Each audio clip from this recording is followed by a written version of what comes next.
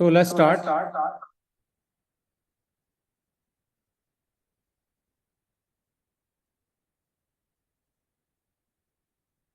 Start करते हैं आज की इस मीटिंग को। सुस्वागत है माई एचपी प्रोग्राम में। जैसा कि हम जानते हैं, हर ट्यूसडे को कुछ ना कुछ हम नया हेल्थ के बारे में, इंग्रेडिएंट के बारे में, डायरेक्ट सेलिंग के माध्यम से, एवन एकेडमी के माध्यम से हम सीखते हैं। और सबका स्वागत है। Very good evening everyone. और एक नए प्रोडक्ट को हम आज इंट्रोड्यूस करने वाले हैं, जो कि आने वाले कुछ दिनों में ही हमारी बास्केट में, हमारी बिलिंग में आने वाला है। यानी कि इसी महीने हम एक नए प्रोडक्ट को अपने प्रोडक्ट बास्केट में ऐड ऑन कर रहे हैं।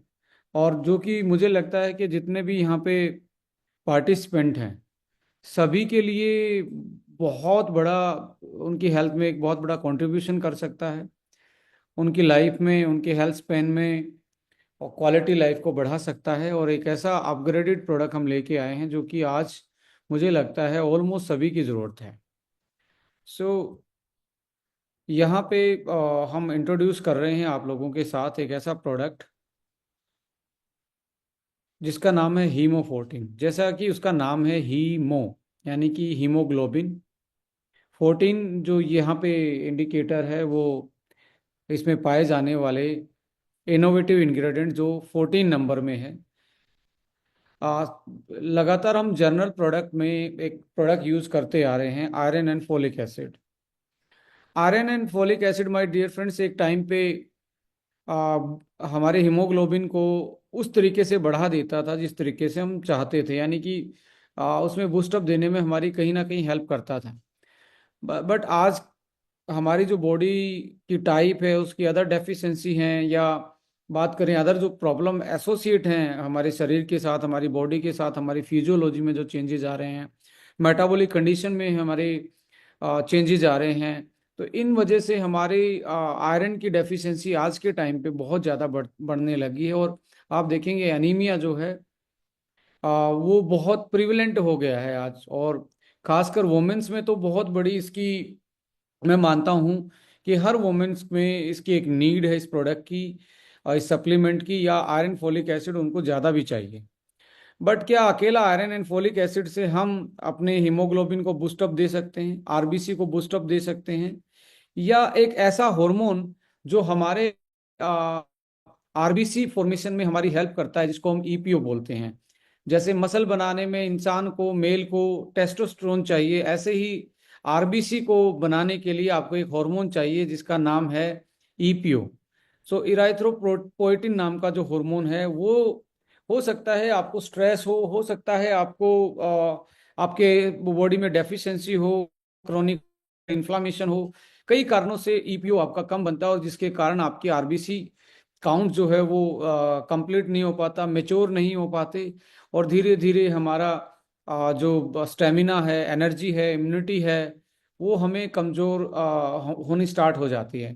जो लोग एनीमिक होते हैं जनरली, उन लोगों में सबसे पहला सिम्टम्स आता है यदि वो थोड़ा सा भी भाग लेते हैं, थोड़ा सा एकदम से भागना पड़ जाए तो उनकी सांसें फूलने लग जाती हैं। पहला साइन है कि उसके उस आदमी में कहीं ना कहीं आयरन की कमी है, कहीं ना कहीं हीमोग्लोबिन की कमी है। यदि आप स्टेयर्स चढ़ते हैं, एक माले से दूसरे माले पे, एक स्टोरी से दूसरी स्टोरी पे स्टेज चढ़ के जाना पड़ता है, और आपको लगता है कि आप हाफने लग जाते हैं, आपको सांसें चढ़ रही हैं, तो ये इंडिकेटर है कि आपकी बॉडी में iron, folic acid, vitamin B 12 और कुछ अदर मिनरल साइंस की डेफिशिएंसी हो सकती है। तो आपका लो स्टेमिना इंडिकेट करता है। और यदि आपकी स्किन येलोइश है, आपके नाखून भी पहले येलो कलर के हैं, तो ये भी एक आपको आयरन की डेफिशिएंसी को इंडिकेट करता है। आपको बार बार में सर्दी, खांसी, जुकाम लगता है, तो ये भी एक आयरन की डेफिशिएंसी हो सकती है, बार बार में नाक बहना। इसके अलावा यदि आपको, आपकी बॉडी में आपको अनइवन ठंडा लगता है, बहुत ज़्यादा ठंड लगती है ऐसे केस में जिसमें आयरन की कमी है, तो आपकी बॉडी में आपको ज़्यादा ठंड लगती है, तो ये भी एक आयरन, फोलिक एसिड की और विटामिन बी 12 की कंबाइंड डेफिशिएंसी हो सकता है। तो ये आप पूरा दिन ये लगेगा, फटीग टाइप का फील करेंगे, लो एनर्जी फील करेंगे, सुस्ती सी छाई रहेगी। ये बेसिक इंडिकेशन है हमारे आयरन की डेफिशिएंसी के और एनीमिया के, ये बेसिक हमारे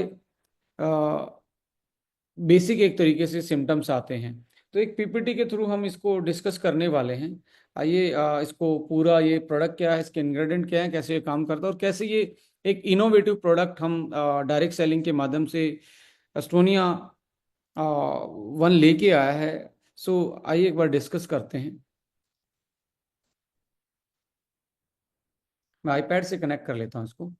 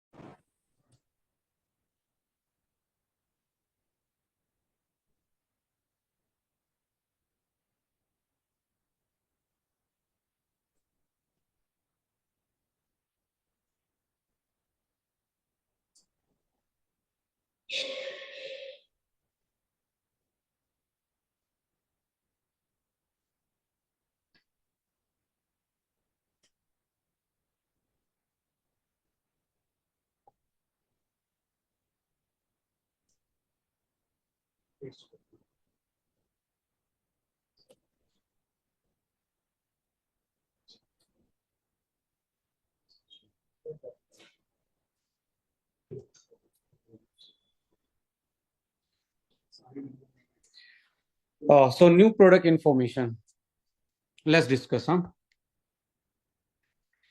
कौन से वाला प्रोडक्ट है? प्रोडक्ट का नाम है हीमो 14। इससे पहले हम थोड़ा सा डिस्कस करेंगे अनीमिया के बारे में। देखिए, अनीमिया का मतलब है कि आपकी शरीर में, आपके ब्लड में आरबीसी, जिसको हिंदी में लाल रक्त कणिकाएं बोलते हैं, या हीमोग्लोबिन जो जर्नली इंडिकेट किया जाता है, एचबी, जैसे हम ब्लड का टेस्ट करवाते हैं तो एचबी कितना है, ये यदि बिलो द लिमिट आ जाए, बिलो द लिमिट आ जाए तो हम इस कंडीशन को एनीमिया बोल देते हैं।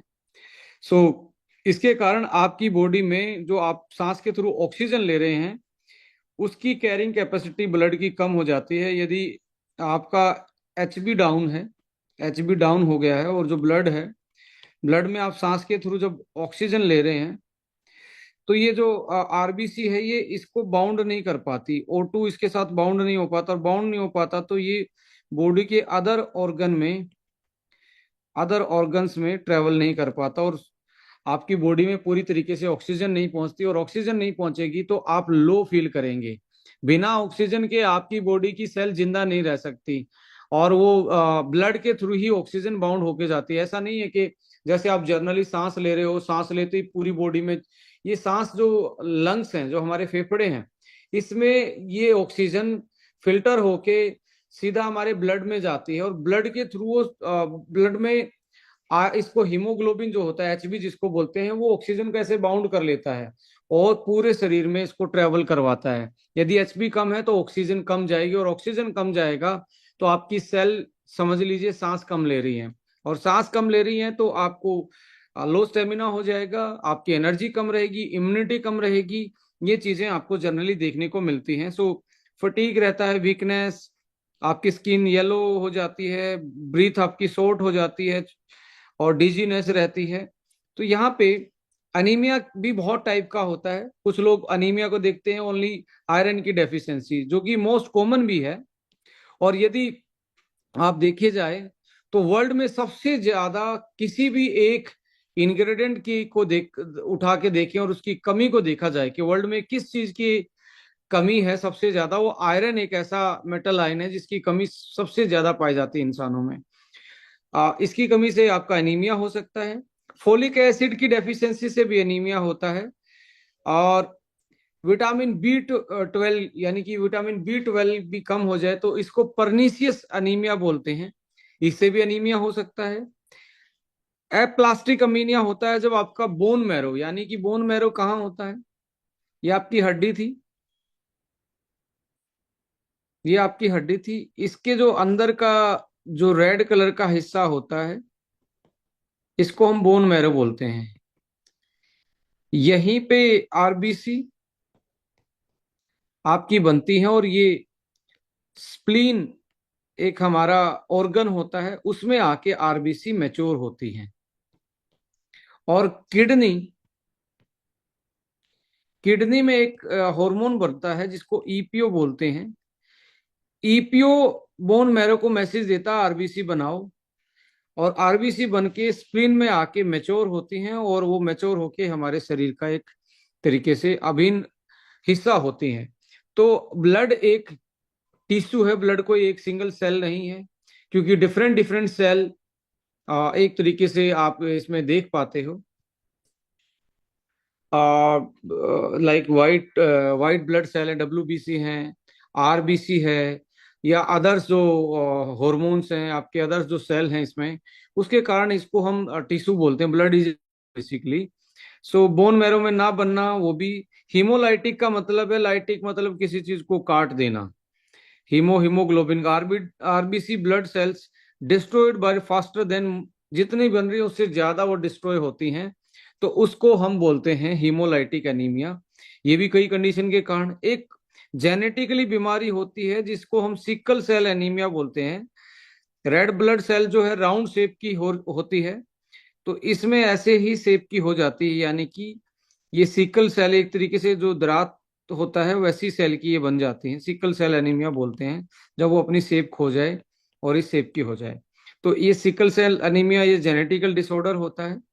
सो यहाँ पे इंडिया में जो प्रेवलेंस है इसके, जो सबसे ज्यादा, मैं पहले भी बता रहा था, iron is the most deficient nutrients जो ग्लोबल लेवल पे जिसको नोटिस किया गया है। सो अब 15 से 19 साल के लोगों में यदि देखा जाए तो गर्ल्स में ये सबसे ज्यादा पाया जाता है, क्योंकि इस एज में पीरियड्स साइकिल जो है वो स्टार्ट हो जाती है, और ब्लड का लॉस हर महीने होना, और लो डाइटरी इंटेक करना, और न्यूट्रिशन पूरा ना होना, इसकी वजह से आज की गर्ल्स में ये बहुत ज्यादा देखने को मिलता है, यंग जो गर्ल्स हैं। इसके अलावा बॉयज में तो एक 31% है, जस्ट बिकॉज पीरियड साइकिल का एक डिफरेंस है मेल और फीमेल में, उसकी वजह से ये डिफरेंस है। वोमेन जो 15 से 49 साल के बीच में है उनको 57% प्रिविलेंस है, और प्रेग्नेंट वोमेन में 52%। और मेन की बात की जाए तो यहाँ पे 25% आयरन की डेफिशिएंसी होती है मेल में। तो यानी कि फीमेल में ऑलमोस्ट ये डबल से ज्यादा की डेफिशिएंसी देखने को मिलती है। और ये इसके कॉजेज जो होते हैं आयरन की डेफिशिएंसी, जैसा हम जानते हैं, poor diet, blood loss, folic acid, vitamin B 12 की डेफिशिएंसी, क्रोनिक डिजीज, किडनी की बीमारी है तो ईपीओ नहीं बनेगा। ईपीओ चाहिए, ये हार्मोन है, ये आरबीसी बनाने के लिए ये आपको हार्मोन चाहिए। किडनी में ही होता है, किडनी की बीमारी में अक्सर आप किडनी के पेशेंट को देखेंगे तो अनीमिया उनमें मिलता है, खून की कमी मिलती है। कैंसर की बीमारी में भी आप देखेंगे आपका आरबीसी जो है वो कम होना स्टार्ट हो जाता है, एंड लाइक हीमोग्लोबिन भी आपका डिप्लीट करना स्टार्ट करता है। हैवी पीरियड साइकिल की जो ब्लीडिंग है ऐसी फीमेल्स में उनको भी देखने को मिलेगा ज्यादा। प्रेगनेंसी में भी फीटस की डेवलपमेंट में आयरन फोलिक चाहिए आपको, तो उसकी प्रेगनेंसी में भी आपकी डिमांड बढ़ जाती है। और आयरन की डेफिशिएंसी से ये देखने को जनरली देखने को मिलता है कि आपके बाल बहुत ज्यादा झड़ते हैं। कुछ लोग शिकायत करते हैं मेरे बाल बहुत ज्यादा झड़ते हैं। यदि आपके बाल बहुत ज्यादा झड़ते हैं, हेयर फॉल ज्यादा अनवांटेड हो रहा है, और आप स्टेयर चढ़ते ही या हल्का सा तेज चलते ही, हल्का सा भागते ही, दौड़ते ही सांस चढ़ रहे हैं, तो इसका मतलब है आयरन और प्रोटीन की डेफिशिएंसी के कारण हो सकता है। तो अपनी डाइट में आयरन और प्रोटीन को थोड़ा सा बढ़ाएंगे तो आप हेयर फॉल को आप एक तरीके से इस प्रॉब्लम से निजात पा सकते हैं, सॉर्ट आउट कर सकते हैं इसको। इसके अलावा पुअर एब्जॉर्प्शन, अब एब्जॉर्ब नहीं कर पाएगी यदि बॉडी, तो आप खा रहे हैं बट आपके पेट से गट लाइन से ये एब्जॉर्ब नहीं हो पा रहा, तब भी आप में अनीमिया होने के चांसेस हैं। गट डिसऑर्डर, जिसका पेट खराब रहता है, कॉन्स्टिपेशन रहता है, हाइपर एसिडिटी रहता है, बाउल आपका इरिटेबल बाउल सिंड्रोम है, कोलाइटिस की प्रॉब्लम है, लीकी गट है, इस कंडीशन में आपको पेट जिसका खराब रहता है उस केस में भी आपको अनीमिया होने के चांसेस ज्यादा हैं। और आज तो आप जानते हैं गट हेल्थ एक बहुत बड़ा इशू है। तो कुछ लोग हमारे लाइक जैसे हम ब्रेन वाले प्रोडक्ट में भी प्रोबायोटिक ऐड करते हैं, हार्ट वाले प्रोडक्ट में भी प्रोबायोटिक ऐड करते हैं। तो कुछ लोग कहते हैं जी ब्रेन में और हार्ट में क्यों प्रोबायोटिक?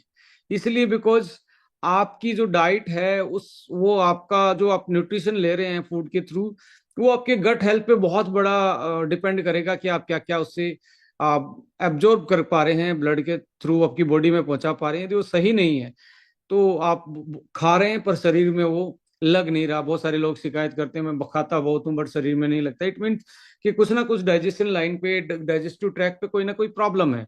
तो ऐसे केस में प्रोबायोटिक एक बहुत अच्छा सॉल्यूशन हो सकता है। तो इसलिए मैं ये कहता हूँ कि गट हेल्थ बहुत इंपॉर्टेंट है। और हम जो प्रोबायोटिक एड ऑन करते हैं मैक्सिमम चीज़ों में, उसमें उसका बहुत बड़ा रोल है हमारी ओवरऑल हेल्थ को बेटर करने में। सो यहाँ पे बोन मैरो डिसऑर्डर भी हो सकता है जहाँ पे ये आरबीसी बनती हैं हड्डी के बीच वाले पोर्शन पे। इसमें भी कोई दिक्कत है तो उसकी वजह से भी आपके अनीमिया होने के चांसेस होते हैं।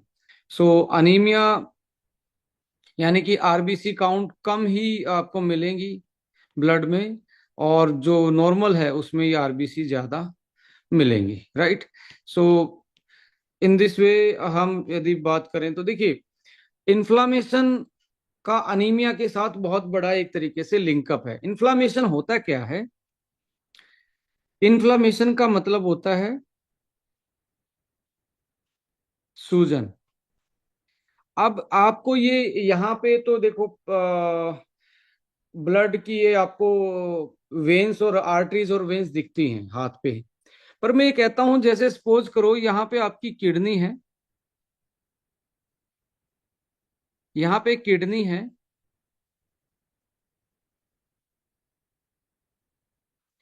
अब किडनी में भी छोटे छोटे सेल हैं, छोटे छोटे एरिया हैं।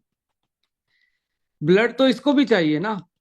तो यहाँ बिल्कुल फाइन, बिल्कुल फाइन, मैं इसे भी नहीं बना पा रहा, इतनी फाइन कैपिलरीज होती हैं जिसको हम माइक्रो फिल्ट्रेशन बोलते हैं, माइक्रो सर्कुलेशन बोलते हैं, माइक्रो सर्कुलेशन।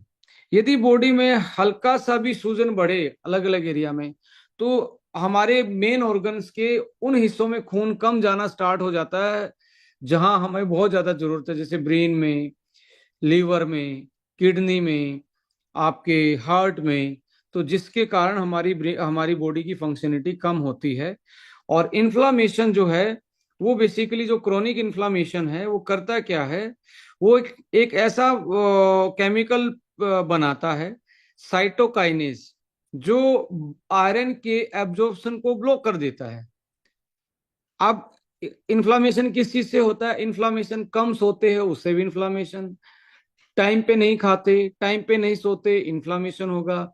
ज्यादा फ्राइंग ऑयल खा रहे उससे भी इन्फ्लामेशन होगा, ज्यादा फ्राई फूड खा रहे उससे भी इन्फ्लामेशन होगा, ज्यादा आप शुगर इंटेक कर रहे हैं उससे भी इन्फ्लामेशन होगा। सोडा ड्रिंक है, पेस्ट्री है, बेकरी है, स्वीट्स हैं, ये क्या है? ये सारे इन्फ्लामेटरी फूड हैं। चिप्स हैं आपकी, फ्रेंच फ्राइज हैं, फास्ट फूड है, ये इन्फ्लामेटरी फूड होता है।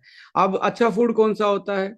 मोटे अनाज से बना, फ्रूट्स, सब्जियां, ये क्या है? ये नॉन इन्फ्लामेटरी, एंटी इन्फ्लामेटरी होता है, बल्कि इन्फ्लामेशन होने से बचाते हैं आपको। सैलेड, फ्रूट्स, ये सारी चीजें। सो यहाँ पे साइटोकाइनेज इन्फ्लामेशन के कारण बनता है और ये आयरन को अब्जॉर्ब होने से एक तरीके से बचा देता है, जिसके कारण हम इन्फ्लामेशन हमें एनीमिक कर सकती है। Suppress red blood cell production, bone marrow में यदि जो आपकी रेड ब्लड बननी थी, आरबीसी बननी थी, उसको ये एक तरीके से कमजोर कर देता है उस पर्टिकुलर चीज को, और जिसके कारण एनीमिया हो सकता है। एक हिपसिडिन नाम का एक हार्मोन होता है, वो आयरन के trap the iron in storage, storage में ही रख देता है और अनअवेलेबल कर देता है ब्लड फॉर्मेशन को। अवेलेबिलिटी नहीं होगी, अवेलेबल नहीं होगा तो ब्लड फॉर्मेशन नहीं हो सकता। सो इन्फ्लामेशन बहुत बड़ी चीज है जो शरीर को कहीं ना कहीं धीरे धीरे डैमेज करना स्टार्ट करती है। तो इसलिए 6 घंटे की नींद, ज्यादा पानी, फ्रूट सैलेड, मोटा अनाज, प्रोबायोटिक चीजें, सैलेड, ये सारी चीजें लेनी चाहिए इंस्टेड ऑफ द मैदा है, चीनी है, रिफाइंड ऑयल है, फ्राई चीजें हैं, और बार बार में खाना, ये सारी चीजें क्या हैं, इनको अवॉइड करना चाहिए। कुछ लोग अब सोचते हैं कि सर आयरन फोलिक से काम चल जाएगा, नहीं चलने वाला। बॉडी में इन्फ्लामेशन है, बॉडी में इन्फ्लामेशन है तो वो आयरन को एब्जॉर्ब ही नहीं करने देगी। ऐसे केस में आपको आयरन की किस फॉर्म, आप कौन सी फॉर्म ले रहे हैं, वो भी इंपॉर्टेंट होगा। यहाँ पे गट हेल्थ, यदि आपका पेट खराब होता है तो कैसे आप में खून की कमी हो सकती है। पुअर गट हेल्थ की वजह से आपका आयरन का, फोलिक एसिड का और B12 का एब्जॉर्प्शन है वो रिड्यूस हो जाता है, वो नीचे चला जाता है, जिसकी वजह से आप एनेमिक हो सकते हैं। गट कंडीशन जैसे इरिटेबल बाउल जो डिजीज होती है, सीलिएक प्रॉब्लम है, फूड एलर्जी है किसी को, वो इंटेस्टाइन जैसे आपकी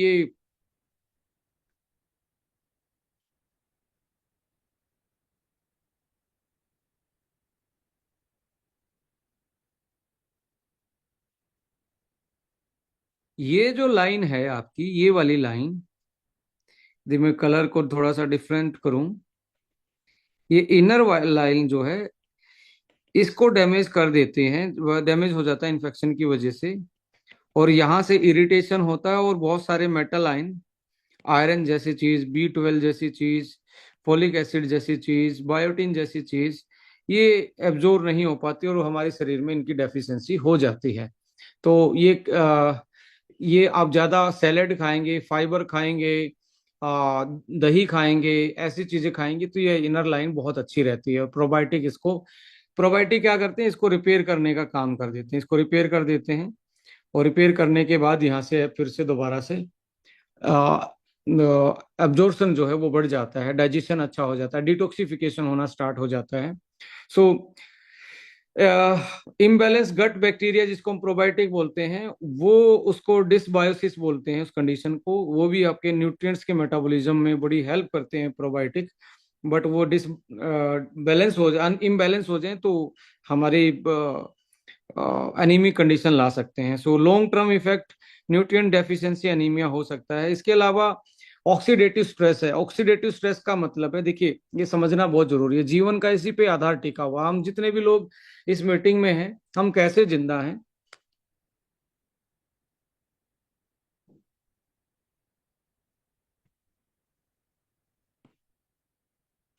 हम जिंदा कैसे हैं कि हम ऑक्सीजन हमने ली सांस में, ऑक्सीजन कहाँ गई, लंग्स में, लंग्स में मिलती है ब्लड में,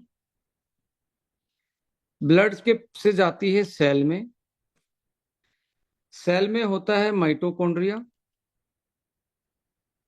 जिसको generally power house of cell कहते हैं।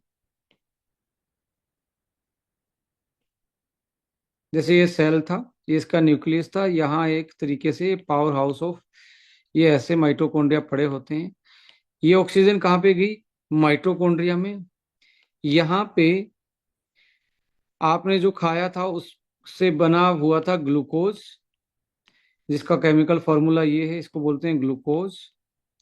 ग्लूकोज पे ऑक्सीजन माइटोकॉन्ड्रिया पे अटैक करती है और ग्लूकोज टूट जाता है पानी में, कार्बन डाइऑक्साइड में और एनर्जी में। अब आप लेते ऑक्सीजन हो और छोड़ते कहाँ पे क्या हो, कार्बन डाइऑक्साइड। ये कहाँ से आए, ये लंग्स में गया, लंग्स से ब्लड में गया, ब्लड से सेल में गया, सेल में माइटोकॉन्ड्रिया था। जैसे आपके घर में चूल्हा है होता है, लकड़ी कहाँ पे जाएंगी, चूल्हे में, तभी आप खाना पका पाएंगे। ऐसे ही हमारा ग्लूकोज कहाँ जा रहा है, माइटोकॉन्ड्रिया में। माइटोकॉन्ड्रिया में जाके यहाँ पे कुछ एंजाइम की हेल्प से ऑक्सीजन इसको ब्रेक डाउन करती है, और इस एनर्जी को हम बोलते हैं एटीपी। ये एनर्जी है एटीपी, यही फाइनल जिसके कारण मैं बोल पा रहा हूं, आप सुन पा रहे हैं, देख पा रहे हैं, हाथ हिला पा रहे हैं। असली में जो ग्लूकोज है इसमें कन्वर्ट होता है, और एक ग्लूकोज मोलिक्यूल 32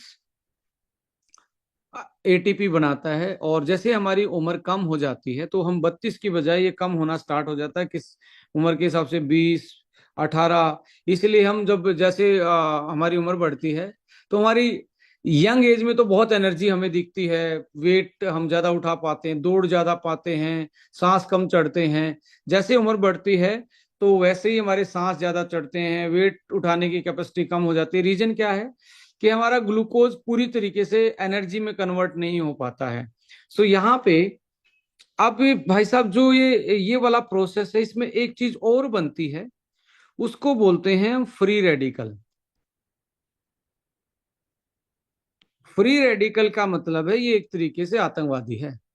इसको जो फंसेगा उसी को ये हिट करेगा, उसी को ये डैमेज पहुंचाएगा।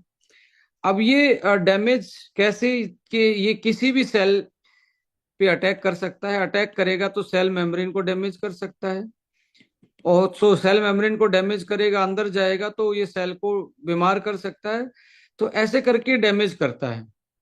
अभी आपकी बॉडी में ऑक्सीडेटिव स्ट्रेस, मैंने क्या बोला था, ऑक्सी, ऑक्सी का मतलब ऑक्सीजन, डेटिव, ऑक्सीजन का के कारण जो रिएक्शन हुई, इसके कारण स्ट्रेस जो आई है, स्ट्रेस किस फॉर्म में, फ्री रेडिकल फॉर्म में जो स्ट्रेस आई है, उस यदि ये होगी तो ये हमारी आरबीसी को, क्योंकि आरबीसी भी क्या है, आरबीसी क्या है, सेल है, ये आरबीसी को अटैक कर सकते हैं। और ब्लड लेवल पे सबसे ज्यादा ऑक्सीडेटिव स्ट्रेस होती है, क्योंकि सारी चीज ब्लड के थ्रू ही होके जाती है।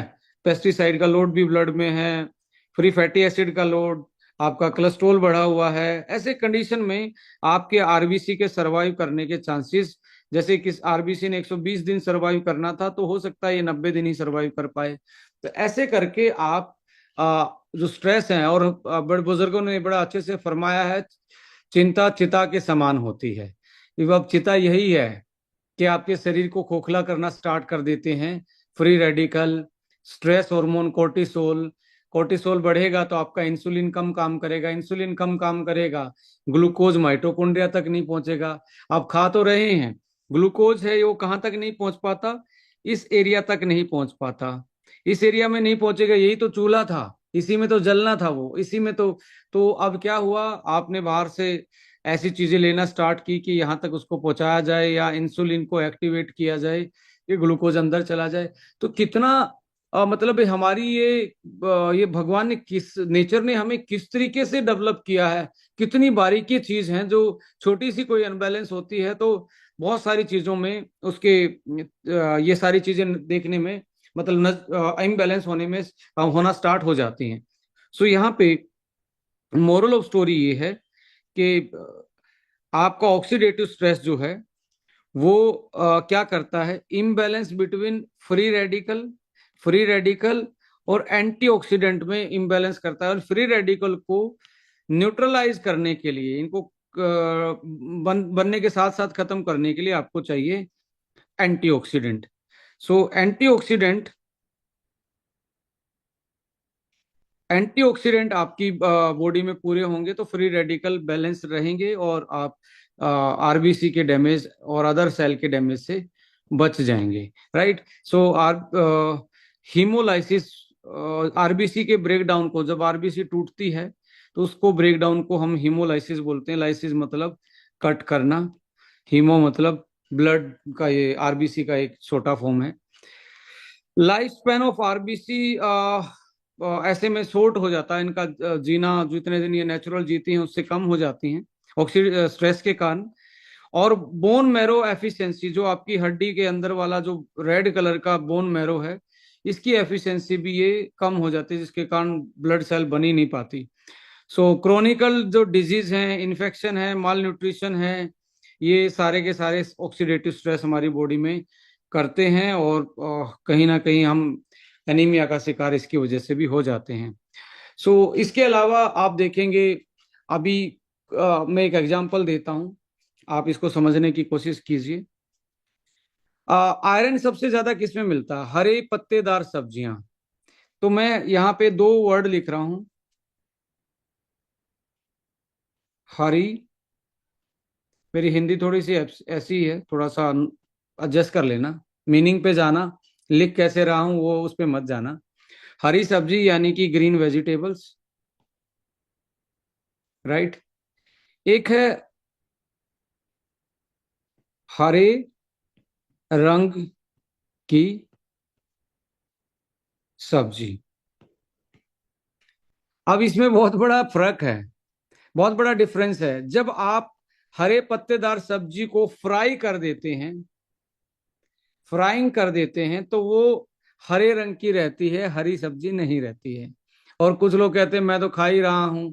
अब आपने इसमें से विटामिन, मिनरल्स, आयरन जैसी चीजों को खराब कर दिया है फ्राई करके। तो आप हरी सब्जी, हमारे जो पहले की जो ट्रेडिशनल जो प्रोसेसिंग थी, उसको उबाल के खाया जाता था। इवन उसमें लाइक थोड़ा सा आटा डाला जाता था हरी सब्जी में बनने के साथ, कि वो एक तरीके से अच्छे से मिक्स हो जाए उसमें आयरन, न्यूट्रिएंट्स। उसको अपनी अपनी लैंग्वेज में, जनरल लैंग्वेज में कुछ भी बोलें आप, बट ये एक प्रोसेसिंग का तरीका था, न्यूट्रिएंट्स को बचाने का तरीका था। तो बट आज हरी सब्जी आप मार्केट से लेके आ रहे हैं, पर पेट में जा रही है हरे रंग की सब्जी। तो थोड़ा सा देखिए कि हम फ्रूट्स कितने खा रहे हैं, सैलेड कितने खा रहे हैं।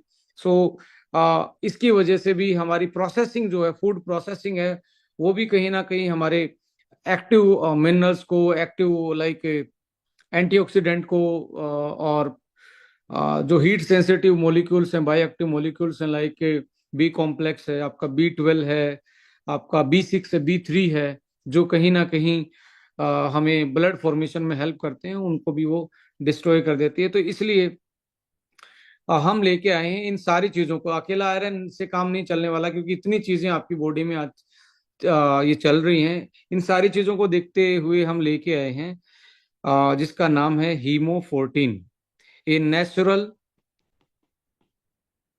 Blood booster.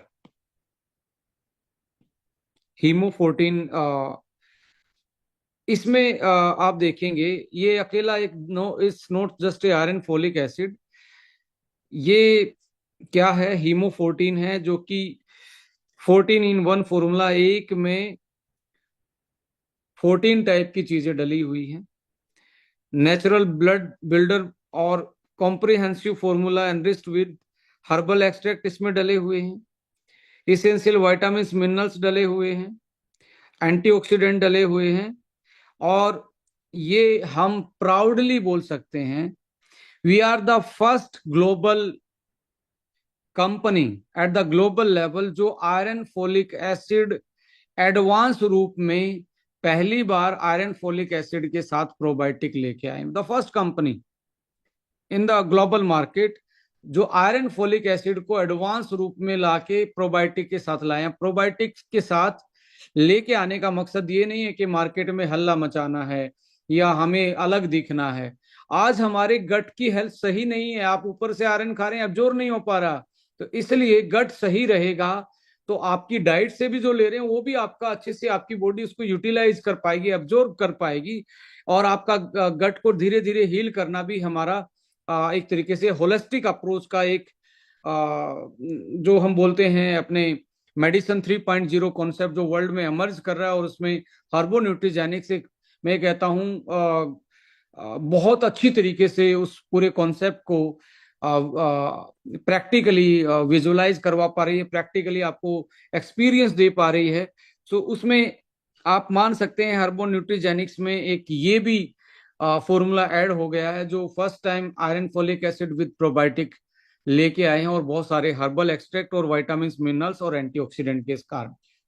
सो यहाँ पे अभी फॉर्मूला देखेंगे। Iron, Quatrefolic, B12, vitamin C, zinc, RBC और आयरन एब्जॉर्प्शन में हेल्प करते हैं। उसके बारे में बहुत डीपली डिस्कस करेंगे। इसमें magnesium, B12, beetroot, moringa, spinach, Quatrefolic EPO booster हैं, और आपके आरबीसी और एक तरीके से एंटीऑक्सीडेंट के रूप में ये हेल्प कर रहे हैं। यहाँ पे B3 है। B3 भी NAD में चेंज हो जाता है। NAD प्लस जो है वो एक तरीके से सर्ट्यून्स जीन को एक्टिवेट करता है, और सर्ट्यून्स जब एक्टिवेट होते हैं तो हमें एंटी एजिंग इफेक्ट देते हैं, आप लंबे टाइम तक यंग बनते हैं। तो यहाँ पे B3 जो है, और साथ में ट्रांस रेस्वेराट्रोल है, ये एंटी एजिंग फैक्टर, ये पहला आयरन फोलिक एसिड है जो एंटी एजिंग फैक्टर के साथ डेवलप किया गया है, कि आप आपका एक तरीके से स्किन की क्वालिटी भी इंप्रूव होगी, और आपके हेयर भी एक तरीके से हेयर ग्रोथ में भी आपको काफी ये हेल्पफुल रहेगा। जब इसमें B3 और B6 और साथ में आपका जिंक, मैग्नीशियम, आयरन और ट्रांस रेस्वेराट्रोल इसमें साथ मिलके एक तरीके से हेल्प करेंगे, तो immunity, antioxidant, anti ageing formula भी आप इसको बोल सकते हैं। सो थोड़ा सा इंग्रेडिएंट इनसाइट में देखेंगे। Quarter folic, dear friends, we are the first company in India जो क्वार्टर फोलिक को इंडिया में लॉन्च करने वाली इंडिया की ये पहली कंपनी है। और क्वार्टर फोलिक जो है फोर्थ जनरेशन फोलेट माना जाता है, यानी कि ये बायो एक्टिव होता है, जिसको हम 5-MTHF बोलते हैं। ये क्या है, इसको मैं थोड़ा सा आपके साथ शेयर करना चाहूंगा। देखिए, आप गूगल कीजिए, गूगल आप एक होमवर्क कीजिए, व्हाट इज क्वार्टर फोलिक। ये वर्ल्ड का बेस्ट फोलिक एसिड होता है जो पेटेंटेड है, और एक तरीके से जो जर्नल फोलिक एसिड है उसमें और इसमें क्या डिफरेंस है आप पढ़ेंगे, स्क्रीन पे दिया, the body can't just use. ये मैंने क्वार्टर फोलिक की वेबसाइट खोली हुई है, उनकी वो जो ब्रांड की, जिस ब्रांड को आपके प्रोडक्ट में एड ऑन किया गया, वर्ल्ड का बेस्ट एक तरीके से फोलिक एसिड। इस ये जर्नल फोलिक एसिड से कैसे डिफरेंट है, कैसे इसमें आप डिफरेंस क्रिएट कर सकते हैं। The body can't just use folic acid as it is. हमारा शरीर जब आप फोलिक एसिड को जर्नली खाते हो तो एज इट इज उसको यूटिलाइज नहीं कर सकती। उसको यूटिलाइज करने के लिए उसको बहुत सारे कन्वर्जन प्रोसेस से निकलना होगा। कन्वर्जन प्रोसेस क्या है कि वो जर्नल फोलिक एसिड से मिथाइल टेट्राफोलेट MTH में चेंज होगा, और तब उसको वो यूज हो पाएगा। और क्वार्टर फोलिक जो है does not go through. Quarter folic ऐसे कन्वर्जन में नहीं जाता है, ये ऑलरेडी एक्टिव फॉर्म है।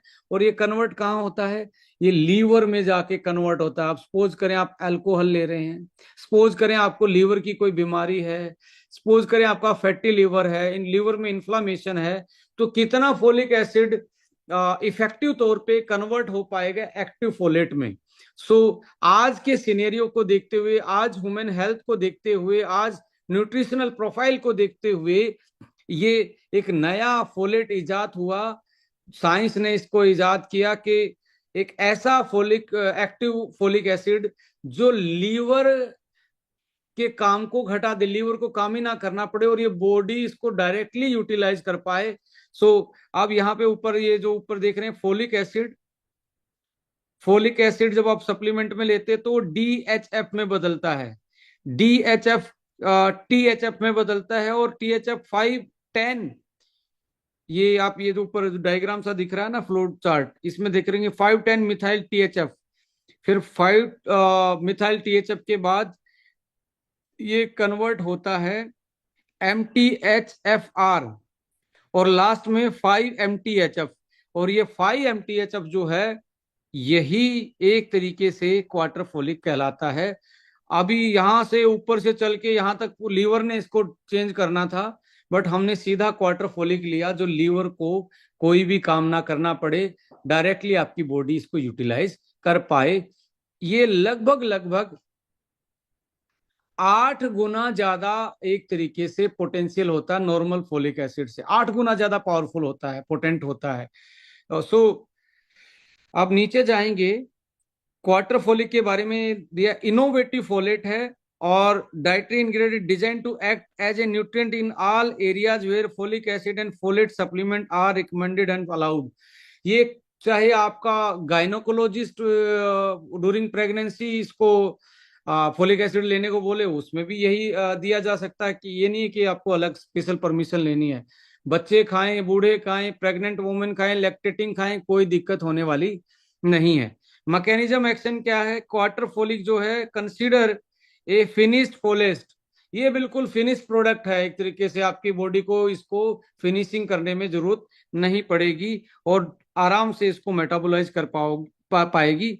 और यहाँ पे IP, रेगुलेटरी एंड IP का मतलब है ये पेटेंट है आपका, इंटरनेशनल पेटेंटेड इंग्रेडिएंट है, और आप देखेंगे anaemia condition, mood, beauty, skin अच्छी होना, हेयर अच्छे होना, इस पर्टिकुलर इंग्रेडिएंट की वजह से आपका मूड बहुत अच्छा हो जाएगा। इन अनीमिया में को एलिवेट करने में, उससे निजात पाने में आपकी हेल्प करेगा। और स्पोर्ट्समैन इसको यूज करें तो उनकी एनर्जी, उनका परफॉर्मेंस, फिजिकल स्टेमिना भी बहुत बढ़ सकता है।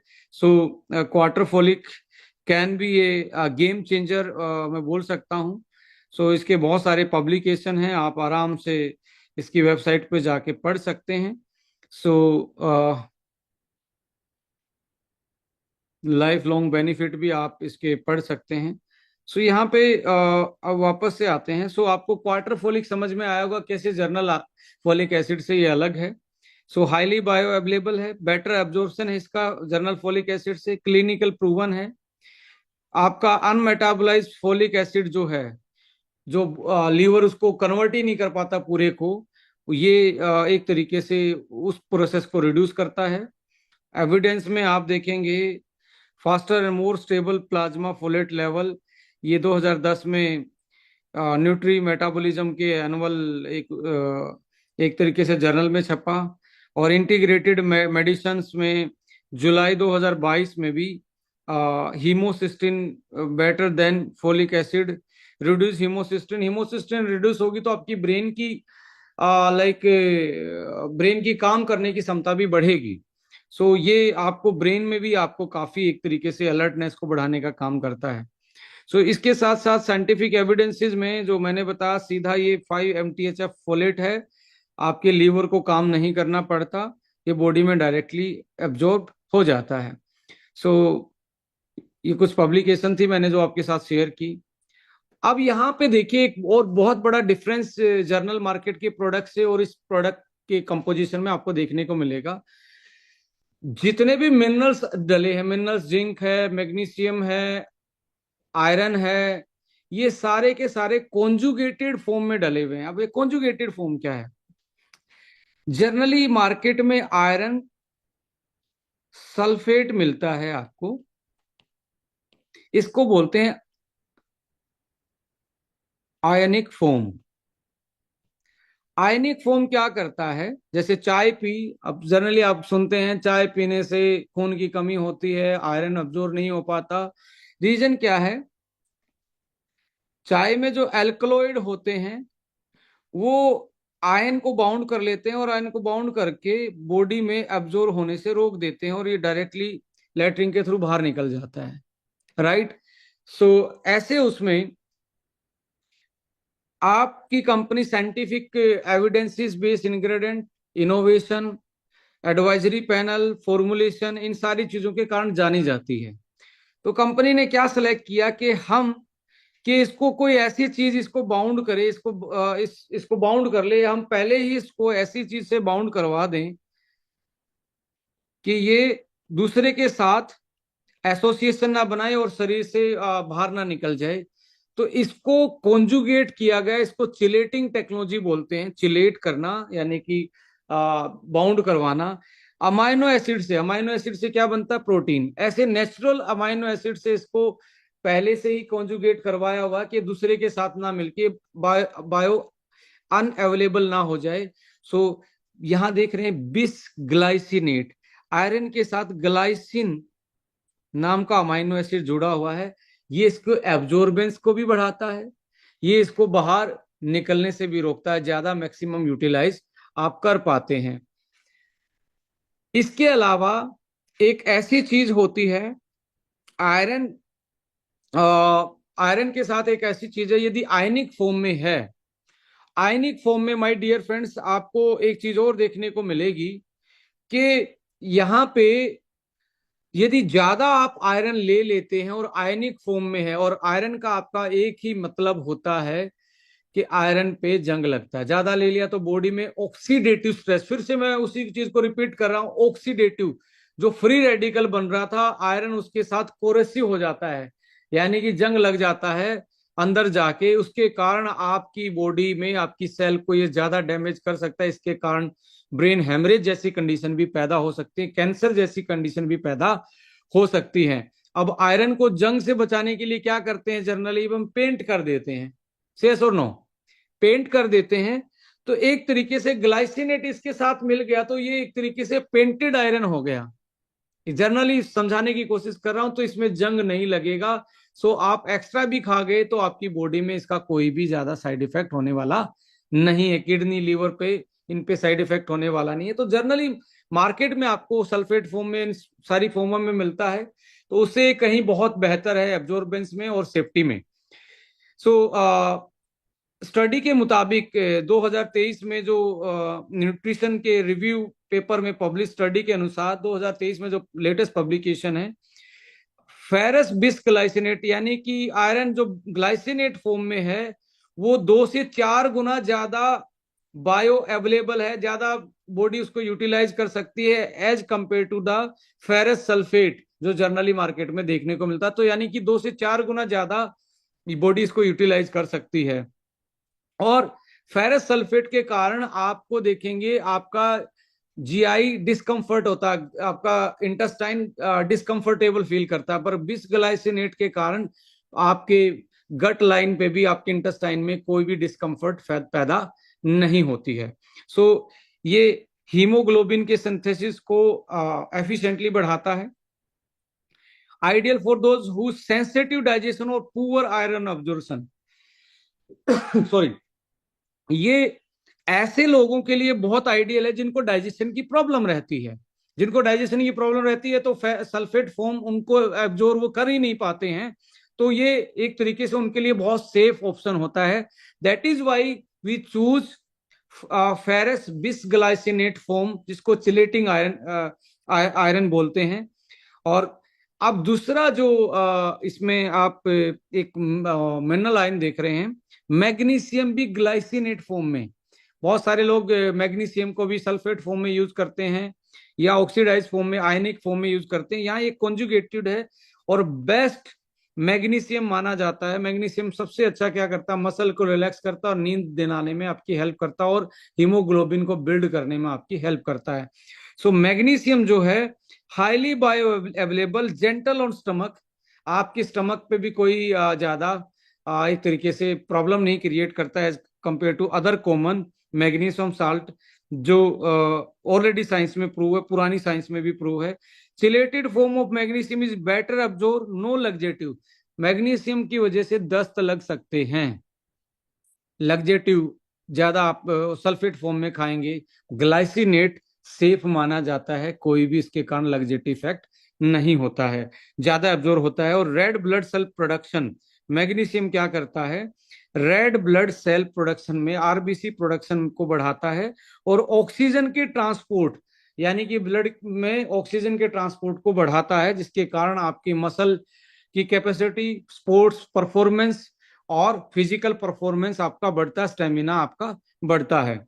सो ये फटीग को, मसल क्रैम्प को और स्ट्रेस रिलेटेड सिम्टम्स को मैनेज करने में आपकी हेल्प करता है। और जिसमें आयरन की कमी होती है वो बड़ा चिड़चिड़ा होता है, साथ में मैग्नीशियम भी डाल दोगे तो उसका मूड सही रहना स्टार्ट हो जाएगा।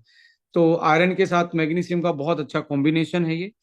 इसके साथ साइंटिफिक एविडेंसेस में देखेंगे, magnesium glycinate versus magnesium oxide, patient with ileal resection, magnesium diglycinate represent high bioavailable form of magnesium that is absorbed in part as a intact dipeptide in the proximal small intestine।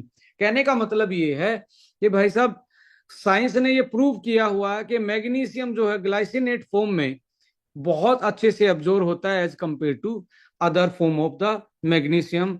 या the effect of oral ferrous bisglycinate supplementation on hemoglobin and ferritin concentration in adult and children, ये meta analysis randomised control trial में भी पाया गया। और यहाँ पे effect of ferrous bisglycinate supplementation of haemoglobin and ferritin concentration in adult and children, दोनों बच्चे और अडल्ट में भी ये मेटा एनालिसिस में कंट्रोल में पाया गया कि ये हीमोग्लोबिन और फेरेटिन की कॉन्सेंट्रेशन को बढ़ाता है। सो यहाँ पे 25 ferrous bisglycinate 25 mg iron is an effective and ferrous sulphate, यानी कि फेरस सल्फेट 50 mg खाना पड़ेगा और फेरस बिस्ग्लाइसिनेट 25 में ही काम चल जाएगा आपका, तो इतना इफेक्टिव है ये।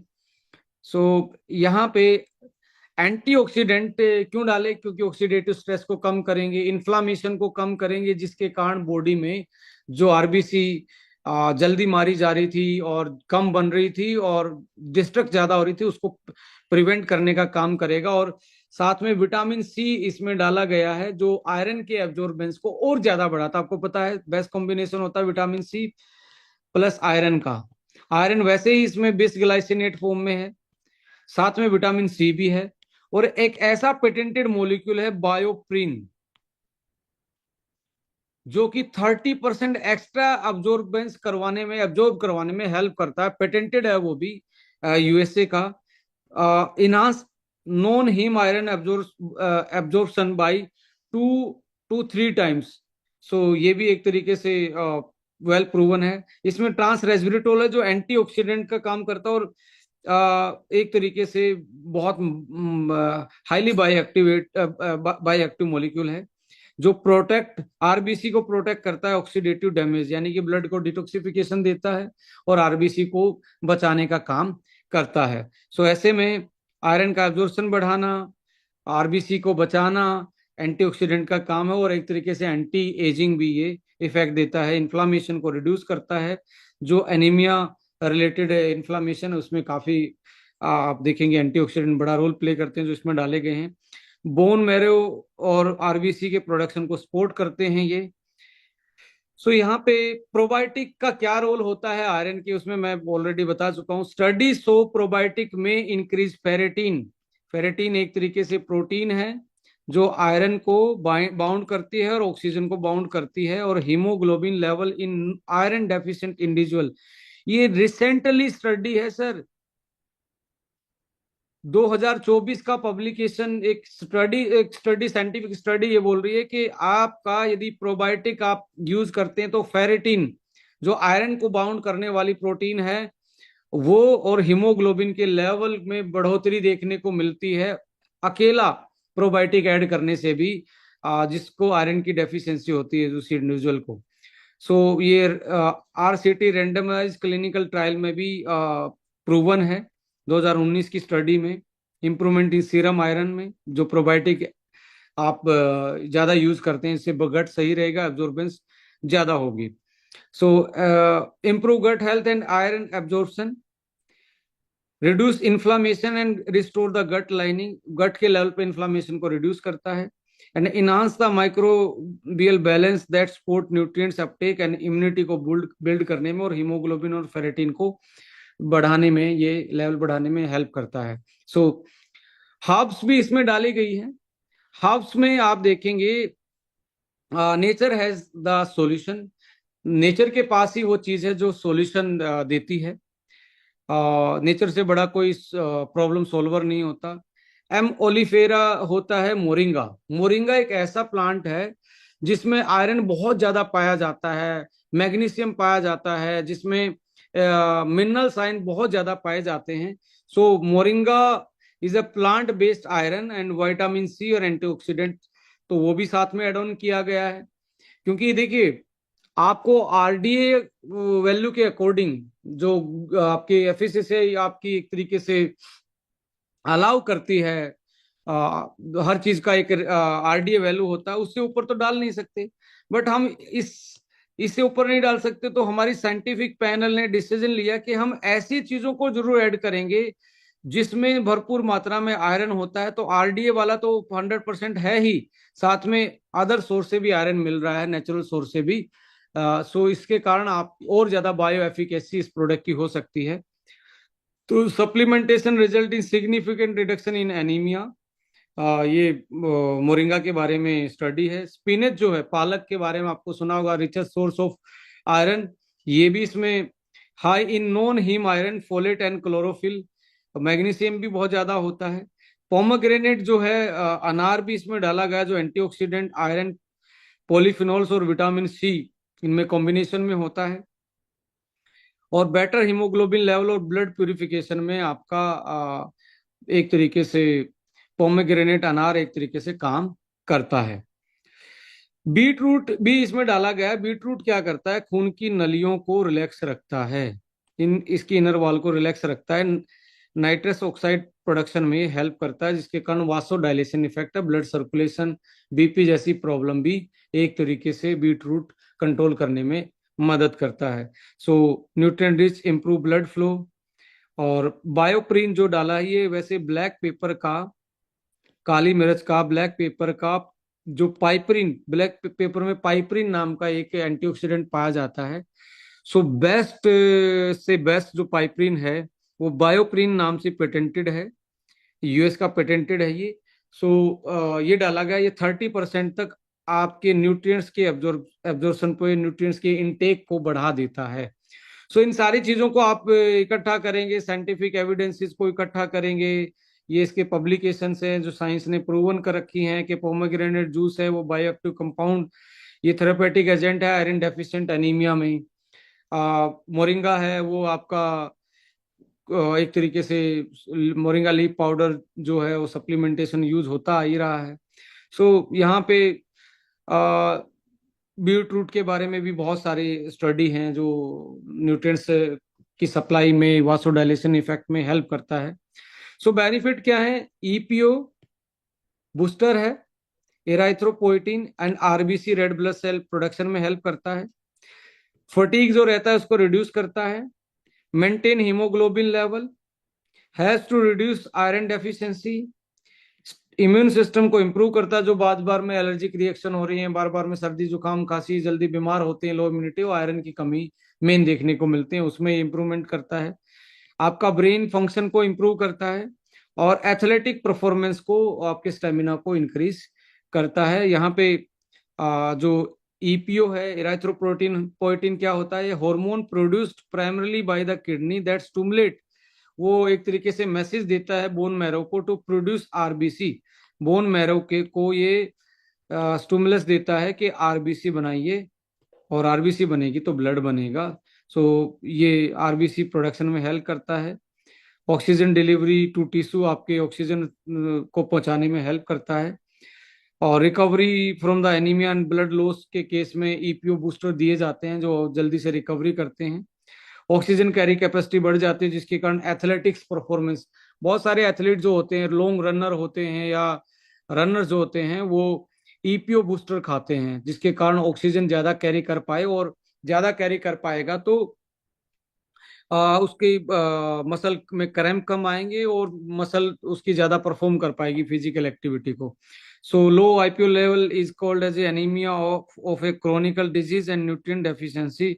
सो यहाँ पे beetroot enhance blood flow and stimulate I EPO, moringa erythropoiesis poiesis यानी कि आरबीसी के प्रोडक्शन को बढ़ाता है, मैग्नीशियम को फैक्टर का काम करता है EPO signal and bone marrow support में, और spinach pomegranate initial for RBC formation, and zinc, इसमें जिंक भी डला हुआ है, और B6 एंड B3 भी डला हुआ है जो ईपीओ के फंक्शन और डीएनए सिंथेसिस में हेल्प करता है। यानी कि एक तरीके से न्यूट्रीजेनोमिक्स की हम बात करते हैं तो उसमें B3, जिंक, ट्रांस रेस्वेराट्रोल मिलके सपोर्ट करते हैं इन चीजों को। सो वाई हीमो 14+, आई थिंक ये बताने की जरूरत नहीं रही होगी। हीमो हीमो 14+ ही क्यों? हाईएस्ट बायो अवेलेबल जितने भी इंग्रेडिएंट हैं वो आज तक के, ये मान के चलें अभी तक के फॉर्मुलेशन में ये one of the best formulation है।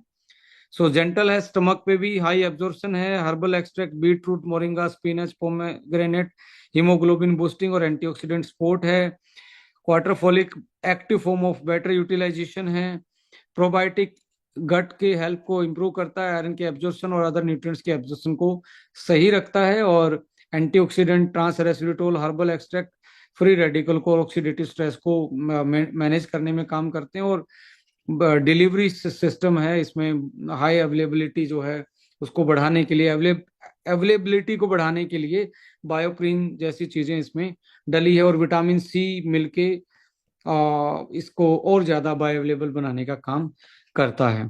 सो रिकमेंडेड क्या है? 2 कैप्सूल पर डे आप यूटिलाइज कर सकते हो।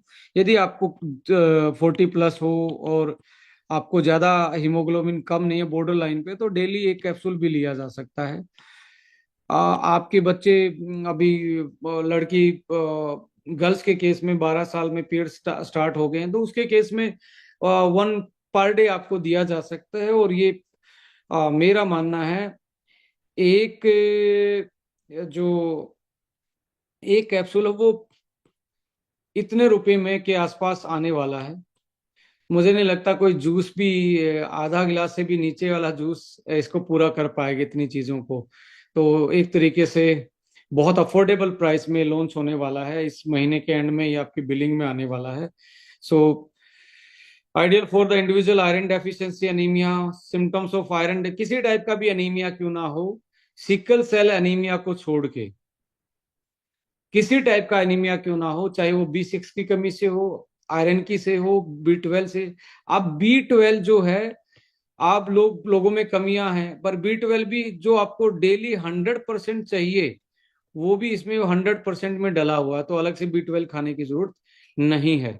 सो प्रेग्नेंट वुमेन हो, पीरियड साइकिल मेंस्ट्रुएशन में हो, यानी कि किसी भी स्टेज में क्यों ना हो, उस केस में आप इसको यूटिलाइज कर सकते हैं। और एथलीट के लिए तो एक तरीके से आप जो रनर है उसको तो आपने एक बार ये बोल दिया ना कि ये ईपीओ बूस्टर है और एचबी बढ़ा देता है, भाई साहब वो लूट मार के आपके प्रोडक्ट को लेके जाएंगे। उनके केस में ईपीओ को वो जानते हैं, राइट। जो रनर हैं, जो एथलीट हैं, चाहे वो रेसलर हैं, बॉक्सर हैं, उनको एक बार ईपीओ के बारे में आप थोड़ा सा पढ़ के समझाना स्टार्ट करेंगे, तो जितनी भी स्पोर्ट्स की एकेडमी चलती हैं, आप अच्छे से अपने प्रोडक्ट को डेमोस्ट्रेट कर सकते हैं। आपके आसपास कहीं पे जिम में या ग्राउंड में बच्चे एक तरीके से प्रैक्टिस करते हैं, तो आज जरूर आप स्टडी कीजिए व्हाट इज ईपीओ और इसका एथलेटिक परफॉर्मेंस में क्या रोल होता है। और आयरन, फोलिक एसिड और साथ में B6, जिंक और मैग्नीशियम का क्या रोल होता है, यदि आप किसी एथलीट को ये समझाना स्टार्ट करेंगे या जिम जाने वाले को, वो ऑलरेडी इन चीजों के बारे में जानते हैं, या किसी मेडिकल प्रोफेशनलिस्ट को भी आप ये एक तरीके से बताएंगे, तो वो भी इन चीजों को बहुत अच्छे से समझ पाएंगे। और इस प्रोडक्ट को मैं ये कहता हूँ, पिछले वाले प्रोडक्ट में बहुत सारे रिजल्ट देखने को मिले थे। किसी का 9 आपका एचबी रहता था, तो महीने महीने में 12 तक एचबी हमने देखा है। एक्सपेक्टेड ये है इस फॉर्मूला से कि ये आपके एचबी लेवल को, देखिए वेरिएशन तो आएंगे, बट मैं ये कहता हूँ ऑन एवरेज ये आपको 20 से 30 दिन में आपको आयरन को नॉर्मल रेंज में, हीमोग्लोबिन को नॉर्मल रेंज में ले जाने का मादा रखता है। बशर्ते आप इस प्रोडक्ट को रेगुलर यूज करें, अपने थोड़े से न्यूट्रिशन पे, डाइट पे फोकस करें, थोड़ी एक्सरसाइज करें, और एक तरीके से प्रॉपर नींद लें, कुछ चीजें इसके साथ ऐड ऑन करेंगे, तो आप बेटर एक तरीके से अपने एनीमिक कंडीशन को और अपनी परफॉर्मेंस को, फिजिकल परफॉर्मेंस को, हेयर्स को, स्किन को, इम्यूनिटी को, स्टेमिना को बिल्डअप रख सकते हो और मेंटेन रख सकते हो। किसी ने पूछा MRP DP, देखिए कंपनी का एक प्रोसेस है, वो हम पूरे उसी के साथ ही भेजते हैं। एक पूरा कंपनी की तरफ से एक नोटिफिकेशन आता है, और 2-4 दिन में ये आ जाएगा नोटिफिकेशन, और इसका आप पोस्टर भी देखेंगे 2-4 दिन के अंदर। हम इस महीने के एंड तक इसको बिलिंग में लेके आने वाले हैं। सो